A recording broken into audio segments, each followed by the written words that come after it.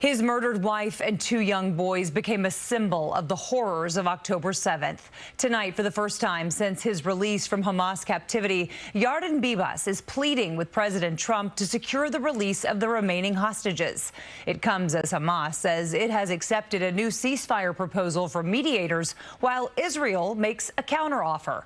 Lisa Rozner has more.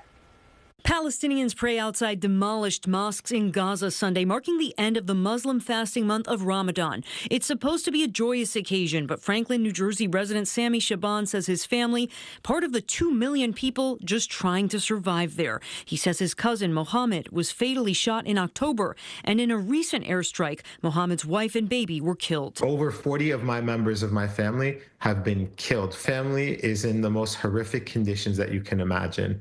Imagine a world where you don't have food, where the 2/3 of all the hospital and medical care have disappeared.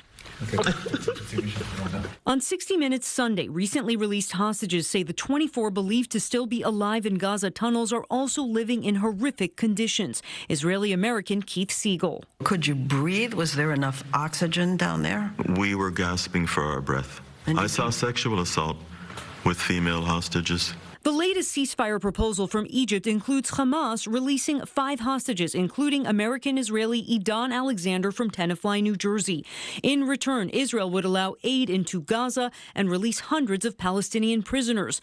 Hamas agreed to it, and Israel's prime minister says a counterproposal has been submitted. The details aren't known, but in his first interview, Yarden Bibas is calling on President Trump to intervene. I think he's the only one who can stop this war again. His wife Shiri and 2 children, Ariel and Kafir, were murdered in captivity. He says Hamas used psychological torture on him. They were murdered in cold blood, bare hands.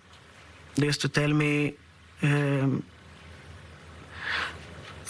doesn't matter, you get a new wife. Get a new kid. His best friend, David Cuneo, also a husband and father, is still in captivity. Probably the hardest thing I have to move with my life, and David is not with me. I lost my wife and kids. Sharon must not lose her husband. Over the weekend, the International Red Cross says the bodies of 14 emergency responders were recovered in Rafah after an Israeli attack. We need this to be rooted in some type of permanency. We need to treat these Palestinians as humans. The Israeli Defense Forces says it fired on ambulances in Rafah because they were being used as cover by Hamas and Palestinian Islamic Jihad. Israel says it believes there are 24 living hostages in Gaza, and there are the bodies of 35 deceased hostages. Lisa Rozner, CBS News, New York.